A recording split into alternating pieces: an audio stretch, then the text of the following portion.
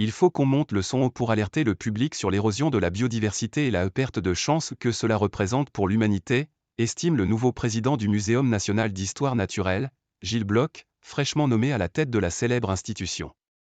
Ce polytechnicien, médecin et chercheur venu de l'INSERM a pris les rênes d'une institution vieille de presque 4 siècles, aujourd'hui plébiscitée par le public, dit-il à l'AFP dans le bureau qu'il occupe depuis un mois dans le Jardin des Plantes à Paris, cœur historique du muséum. En 2022, les 12 sites du MNHN en France, dont la Grande Galerie de l'Évolution, le Musée de l'Homme, le Parc zoologique de Paris et l'Arboretum de Versailles-Chevreloup, ont drainé 3,5 millions de visiteurs payants. Un sommet historique, après 2 années plombées par la pandémie de Covid-19, se félicite Gilles Bloch, qui a présenté mercredi la saison 2023/2024. On produit chaque année 2 à 3 fois plus d'événements qu'il y a 10 ans, remarque le nouveau PDG.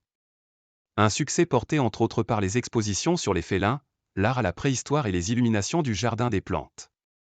La prestigieuse institution était un peu assoupie avant l'arrivée en 2015 de son prédécesseur Bruno David. Sous la houlette de ce naturaliste, la belle endormie s'est réveillée, gagnant en visibilité tant pour l'activité de ses musées que celle de ses 600 chercheurs. Il va falloir maintenir l'effort, explique Gilles Bloch, qui a présidé l'Agence nationale pour la recherche, ANR, l'Université Paris-Saclay et l'INSERM. À 62 ans, il a postulé au muséum pour changer de point de vue.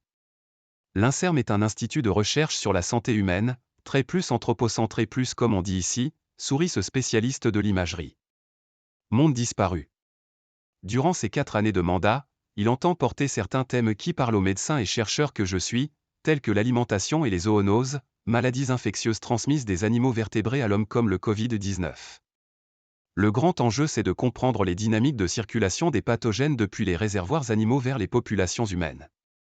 Et d'expliquer au public que si on ne prend pas garde à préserver les habitats naturels de la faune sauvage, ce qu'on a vécu en 2020 va inéluctablement se reproduire, selon le chercheur. Une humanité en 2100 où la plupart des animaux vertébrés auront été rayés de la planète commencera à avoir du mal à se nourrir et à résister aux épidémies, parce qu'on aura trop dégradé l'environnement des animaux. Mais il y a encore un travail de communication grand public à faire pour faire passer le message. Je pense qu'il faut qu'on monte le son pour montrer tous les services que rend la biodiversité aux sociétés humaines, estime le scientifique. Le muséum doit notamment être présent dans les grands médias pour parler de cette perte de chance, poursuit-il.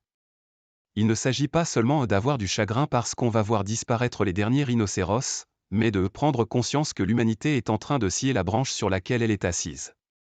Cette nature vivante qui souffre, Gilles Bloch l'a ressenti en Guadeloupe où il est né et a beaucoup plongé, voyant la biodiversité marine se dégrader au fil du temps. L'exposition phare de la nouvelle saison, Monde disparu, qui traverse en réalité virtuelle l'évolution de la planète sur des milliards d'années, est emblématique du message qu'on veut donner sur la fragilité de l'être humain au sein de cette longue histoire de la biodiversité.